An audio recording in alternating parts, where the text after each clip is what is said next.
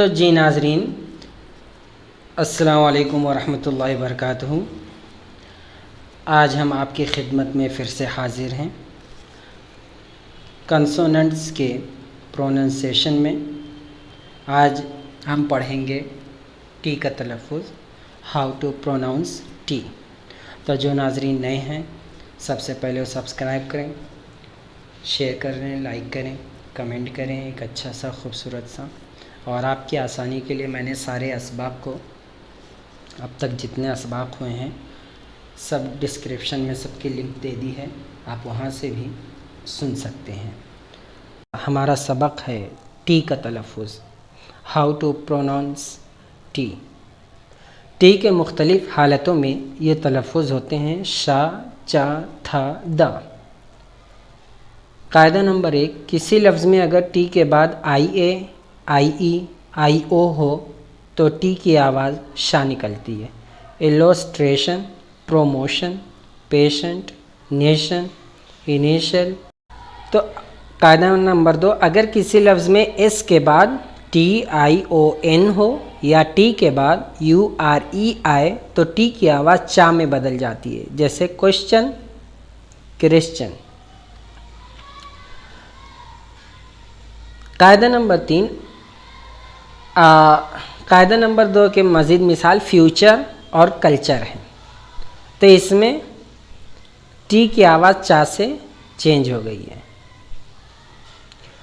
Question, question, Christian, future, culture. قاعدہ number 3،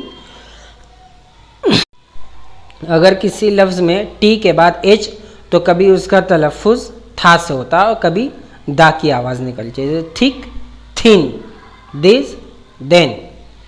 قاعدہ number 4، کبھی کبھی ٹی ایچ کا تلفظ ٹا سے کیا جاتا ہے، جیسے تھیمس اور تھومس۔ قاعدہ نمبر 5 یہ ہے کہ ٹی ایچ ای کو دی اور دا دونوں پڑھنا صحیح ہے۔ اس کا قاعدہ یہ ہے کہ اگر واول سے شروع ہونے والے لفظ کے شروع میں ٹی ایچ ای ہو تو اسے دی پڑھتے ہیں زیر کے ساتھ، دی اگ۔ اور اگر کنسوننٹس سے شروع ہونے والے لفظ کے شروع میں ٹی ایچ ہو تو اسے دا پڑھا جاتا ہے، جیسے دی کیٹ۔ کسی لفظ کے آخر میں اگر جی ایچ ایک ساتھ آتے ہیں تو اس سے ایف یعنی فا کی آواز نکلتی ہے، جیسے کف، لاف، ہنسنا، کف، لاف۔ تو ادھر جی ایچ کی آواز فا سے نکلتی ہے۔ تو اتنا ہی۔ جو ناظرین نئے ہیں وہ سبسکرائب کر لیں، لائک کریں، شیئر کریں، کمنٹ کریں اور سبق کو اچھے سے سمجھیں، ویڈیو پوری دیکھیں اور اپنے دوستوں میں فارورڈ کریں اور بہترین سا عمدہ سا کمنٹ کریں۔ اور ان الفاظ کے تعلق سے اور بھی کوئی لفظ ہے تو کمنٹ میں آپ لکھ کر بتائیں۔ شکریہ۔